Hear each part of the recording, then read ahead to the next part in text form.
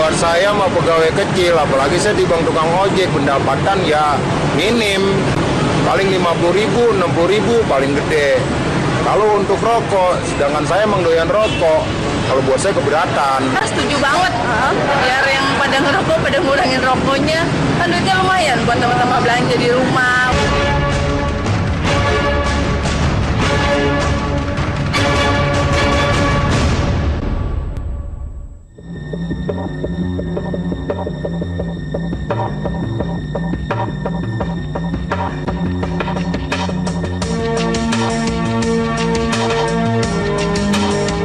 Wacana kenaikan harga rokok menjadi 2 kali lipat atau Rp50.000 per bungkus terus menuai pro dan kontra di masyarakat. Wacana kenaikan harga rokok ini muncul setelah Pusat Kajian Ekonomi dan Kebijakan Kesehatan Fakultas Kesehatan Masyarakat Universitas Indonesia menggulirkan hasil penelitian. Berdasarkan hasil survei, sejumlah perokok akan berhenti merokok jika harganya dinaikkan 2 kali lipat. Hasil survei juga memaparkan sebanyak 72% akan berhenti merokok kalau harga rokok di atas Rp50.000. Menurut lembaga kajian tersebut, murahnya harga rokok dinilai menjadi penyebab tingginya jumlah perokok di Indonesia. Dengan harga rokok di bawah Rp20.000, orang yang kurang mampu dan anak-anak usia sekolah tidak kesulitan mengeluarkan uang untuk membeli rokok. Sementara itu, sejumlah pengguna media sosial ikut menanggapi terkait wacana kenaikan harga rokok menjadi 2 kali lipat. Beragam komentar dicuitkan oleh kalangan netizen menyikapi kenaikan harga rokok yang tentunya berdampak pada harga jual rokok pada konsumen. Hingga saat ini pemerintah sendiri belum mengambil keputusan terkait kenaikan harga rokok. Pemerintah masih mendengarkan usulan dan akan mengadakan kajian penyesuaian tarif cukai rokok sebagai salah satu instrumen harga rokok. Tim TV One mengabarkan.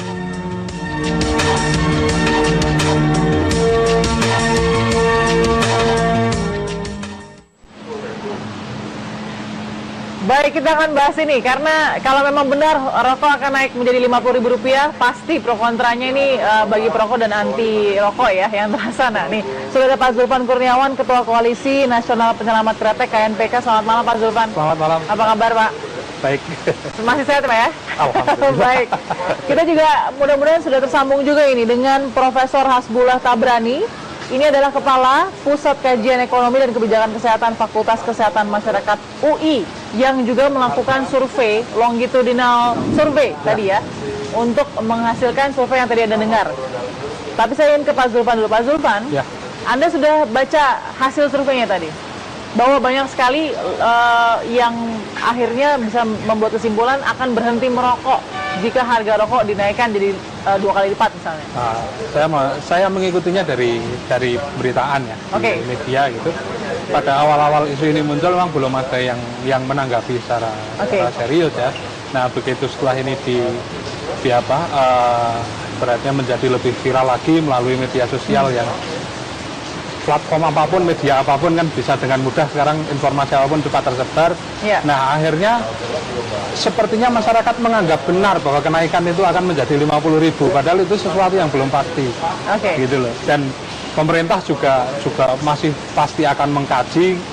Dan saya rasa kalau itu menjadi Rp50.000 pasti pemerintah juga, kalau misalnya ada data itu Rp50.000 pasti dia akan pertama kali tertawa karena harga rokok tidak pernah mungkin bisa semahal itu gitu. Tapi Ketua DPR setuju kalau jadi Rp50.000 Pak Zulfan tadi, Pak Ade Komarudin. Mungkin saya rasa Pak Ade Komarudin harus banyak mendengarkan lagi ya sumber-sumber informasi yang lain. Baik. Gitu ya.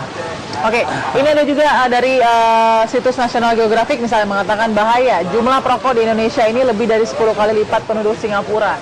Nggak main-main. Tapi kita dengarkan dulu bagaimana masyarakat melihat isu ini yang sudah berkembang, wacana soal naiknya rokok menjadi Rp50.000. Saya mah pegawai kecil, apalagi saya di bang tukang ojek, pendapatan ya minim, paling 50.000, 60.000 paling gede. Kalau untuk rokok, sedangkan saya emang doyan rokok, kalau buat saya keberatan. Setuju. Alasannya apa? Ya untuk mengurangi dampak asap rokok karena itu bahaya banget buat yang perokok pasif.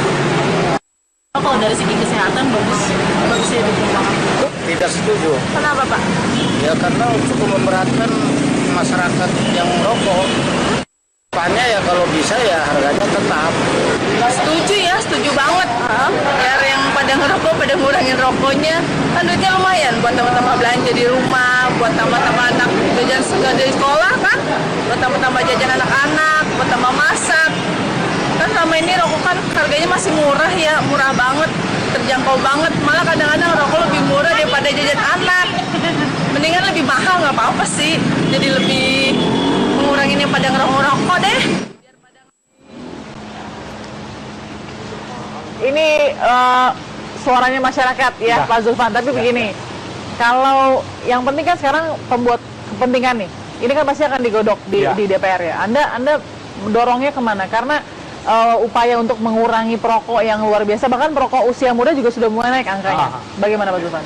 Gini, sebetulnya kan kerangka itu sudah diatur lebih detail ya.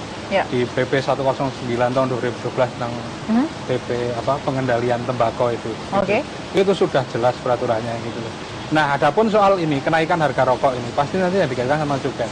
Ini pemerintah yang punya kebijakan, lebih khusus lagi Kementerian Keuangan gitu pasti akan digodok lebih jauh di sana karena selama ini cukai tidak pernah mungkin naiknya sekitar 5% gitu per tahun. Gitu. Tidak sesignifikan angka ini. Tidak sesignifikan. Jadi ini paling kaget dari pembicaraan cukai sebelumnya. Iya, jelas gitu loh. Dan yang ya itu tadi masyarakat seakan-akan sudah ini akan terjadi gitu loh. Padahal masih belum lah kalau. Bisa jadi ini testing the water kan? Baik. Ya, betul. Kita lihat yang si pembuat survei ya. Ada Prof. Hasbullah Tabrani, Kepala Pusat Kajian Ekonomi dan Kebijakan Kesehatan dari FKM UI. Selamat malam, Prof. Hasbullah. Selamat malam. Mohon maaf nggak bisa ke situ. Dia lagi. Tidak apa-apa, Pak. Terima kasih Pak atas waktunya. Prof, kita langsung berangkat dari survei Anda, longitudinal survei tadi. Ini sebenarnya berangkat dari apa sih survei soal pro kontra harga rokok ini? Silakan. Ada dua kondisi. Yang pertama, kita melihat bahwa dalam 2,5 tahun terakhir BPJS defisit terus, semua ribut di salah satu sektor informal yang tidak bayar iuran dengan rutin, dan kita tahu bahwa sektor informal dari survei sebelumnya mempunyai preferensi rokok lebih tinggi. Dari tahun untuk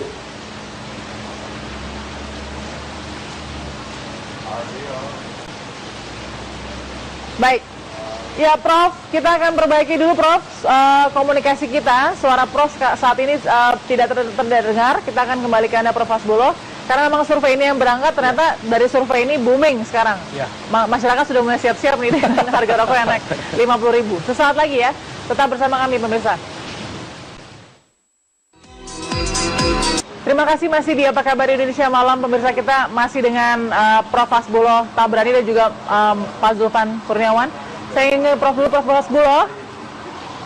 Prof, ya bisa dijelaskan survei tadi, survei soal harga rokok 50.000 ini berangkat dari mana? Silakan. Ya, di seluruh dunia juga sama bahwa untuk mengendalikan rokok yang paling efektif adalah menaikkan harga dan cukai rokok itu yang win-win. Kalau harga naik, cukai rokok naik, industri juga dapat tambahan, pemerintah juga dapat tambahan untuk mendanai kesehatan. Jangan lupa kita membunuh 500 orang tiap hari di Indonesia ini. Ya, bungkus rokok sendiri, apapun industri sendiri sudah menyebut bahwa rokok itu membunuhmu. Nah ini membantu kita tidak membunuh diri kita, anak kita, saudara kita, lingkungan kita. Bagaimana caranya? Karena orang sudah nyandu, sulit untuk berhenti. Tapi kalau harga dinaikkan, maka mereka akan terpaksa mengurangi konsumsinya. Maka itu di negara-negara lain sudah dinaikkan tinggi sekali. Nah, pertanyaan dari Indonesia, berapa sih orang merasa saya akan berhenti deh kalau harga rokok tinggi? Itulah yang kami survei.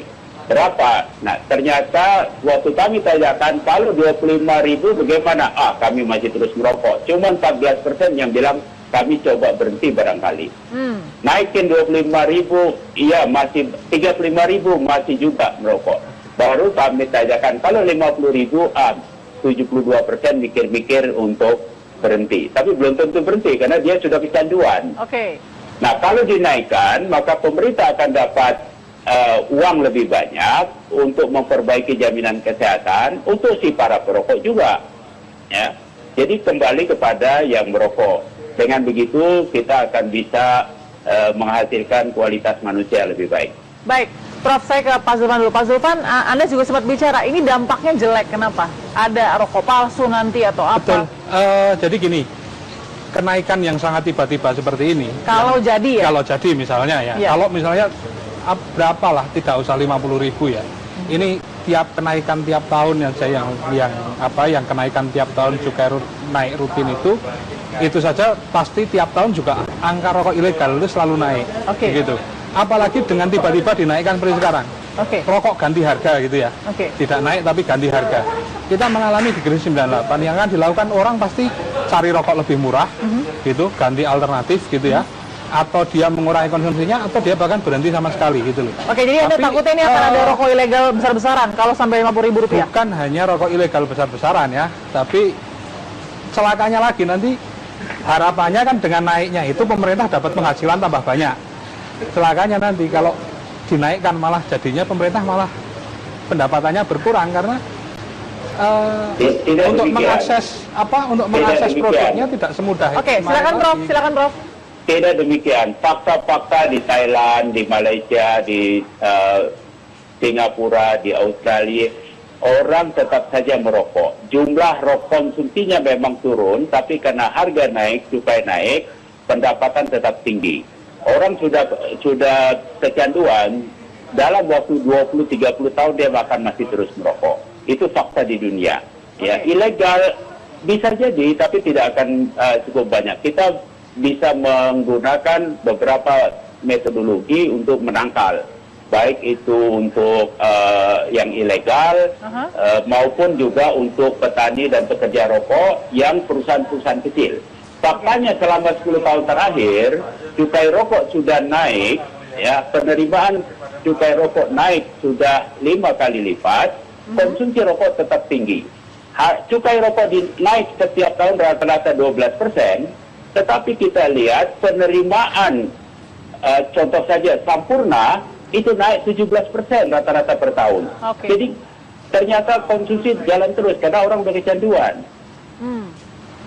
Justru tambah naik begitu ya, Prof ya? Tambah naik buktinya sampai sekarang. Artinya menaikkan harga juga belum tentu menjadi satu kunci untuk mengurangi angka perokok. Baik perokok muda, perokok tua, atau perokok adiksi. Yang paling penting di dalam kenaikan harga adalah kita melindungi anak-anak kita jangan merokok. Karena sekarang 20% anak-anak sekolah menengah sudah merokok. Kalau harganya terlalu murah, mereka akan merokok. Dan mereka masa depan kita. Kita menjadi juara perokok, tapi di Asian Games, di Olimpiade kita jeblok. Baik, Apa Prof. kita mau terus begini? Oke, kita sambung lagi ya. Sesaat lagi, Prof. Tetap bersama kami. Oke, baik. Baik, di segmen terakhir saya ingin dengar dari Pak Zulfan. Pak Zulfan, kalau memang wacana ini dianggapnya baik, lalu kemudian dijadikan, apa yang menjadi dampak selain tadi rokok ilegal? Yang tidak pernah diperhatikan lagi adalah semakin lama ini jumlah pabrik rokok di Indonesia semakin turun gitu loh. Tapi tadi ada yang mendapat keuntungan 17% justru. Kalau mendapat keuntungan beda dengan jumlahnya pabrik yang turun gitu. Saya ingat ketika tahun 2000, sebelum 2007 ya, sebelum undang-undang cukai yang sekarang diberlakukan, itu pabrik di Indonesia itu masih sekitar hampir 6.000-an pabrik gitu loh. Sekarang tinggal 600 pabrik. Baik. Dan yang kita lihat dulu ya, apa pendapatan pemerintah dari cukai rokok ini. 2015 139,5 triliun. Ya. Dari 2010 yang 63 triliun naik sampai pesatnya sampai 139,5 triliun. Angka ini membuktikan bahwa rokok diproduksi jumlah banyak. Tapi tadi Anda bilang banyak yang tutup pabrik. Iya. Artinya yang memproduksi kan sebagian dari mereka gitu loh. Ini desainnya banyak banget lah, Mbak, gitu loh. Nggak mungkin kita kupas dalam artinya Anda bilang, tapi gini, saya mau komentari dulu sebelum Prof Hasbullah tadi, kalau misalnya dinaikkan terus cukai dapat tambahan dana untuk kesehatan gitu ya, saya rasa kok nggak mungkin, karena ini peraturan cukai itu sudah jelas gitu loh, di undang-undang cukai sudah jelas gitu loh. Kalau Prof Hasbullah mau menaikkan ya rubah undang-undang cukainya dulu, karena nggak mungkin kalau terus mengkampanyekan kenaikan untuk tambahan dana kesehatan, nggak mungkin saya kira. Ya, Prof Hasbullah bisa dijawab? Bisa. Ya, pertama, jumlah perusahaan rokok menurun betul, tapi bukan karena cukainya, tetapi karena kalah bersaing sama industri besar yang menggunakan mekanisasi. Sehingga kita lihat perusahaan rokok kecil yang sudah diproteksi dengan cukai lebih kecil, 30-40%, dibandingkan perusahaan industri besar yang cukainya sudah 56%, ternyata yang mati adalah yang kecil. Jadi cukainya kecil tetap mati, karena dia tidak mampu bersaing. Yang kedua, kita bisa melakukan dana cukai itu dengan dua cara. Yang pertama namanya dedikasi. Ini komitmen pemerintah. Oke, kami naikin harga rokok, naikin cukai rokok, kami komit untuk mengalokasikan untuk menyehatkan rakyat. Karena cukai rokok pada hakikatnya adalah denda buat rakyat yang mengkonsumsi barang berbahaya untuk kesehatan. Jadi cukai rokok yang diterima sendiri kan sudah ada aturannya juga, Prof. DBHCHT 5 hal itu untuk apa saja? DBHCHT itu hanya untuk yang pertama jelas rokok. Itu belum untuk kesehatan. Ya. Itu DBHCHT cuma 2% dan itu bukan untuk kesehatan, tapi untuk daerah industri rokok dan tembakau. Oke, Pak Zufan, kita bisa rubah. Memang kami usulkan untuk melakukan revisi undang-undang cukai supaya ada earmarking. Jadi ada sebagian yang kita lakukan. Jadi ada dua cara, earmarking atau dedikasi. Itu saja yang kita komitmen. Oke, ya, Prof. Semua di dunia udah begitu. Oke, Prof. Tidak menunggu revisi undang-undang cukainya dulu begitu ya? Baru dinaikkan harganya, maksudnya itu kan? Ya mau tidak mau, kalau peruntukannya memang mau dirubah ya undang-undang cukainya rubah dulu. Itu loh, jangan menggaungkan sesuatu yang terlalu sensasional seperti ini. Masyarakat kemudian tidak dibuat, ya ini kan masyarakat akhirnya panik gitu loh. Dan kalau mau landasan hukumnya dijelaskan dulu. Oke, Prof, silakan menutup. Ya, saya kira semua kebijakan pasti ada plus minusnya. Ya. Kita siapkan untuk menangani minusnya. Kami sudah siapkan berbagai studi. Kami juga sudah lakukan studi ke petani-petani tembakau. Kita bisa, memang lebih lengkap, kita bisa diskusi pada forum yang lebih luas. Baik. Tapi intinya dunia bergerak ke sana, sama, seluruh dunia sama aja gerakan. Baik, Prof Hasbullah, terima kasih. Tapi tadi, terima kasih Prof Hasbullah Tabrani sudah memberikan informasinya. Pak Zulfan Kurniawan, kita catat juga tadi keinginan dari teman-teman penyelamat kretek juga dibenahi dulu undang-undangnya. Benahi dulu undang-undangnya. Kalau misalnya memang mau diganti harga seperti itu, ganti kebijakan. Baik. Tidak bisa kita akan lihat bagaimana wacana 50.000 per bungkus rokok ini akan terjadi atau tidak ya. Terima kasih Pak Zulfan, terima kasih Prof Hasbullah. Ini menjadi akhir dari jumpa kita di Apa Kabar Indonesia Malam. Pemirsa, terima kasih sudah bersama kami. Silakan Anda menikmati akhir pekan Anda juga dan masih saksikan juga TV One dengan program-program menarik lainnya. Sampai jumpa.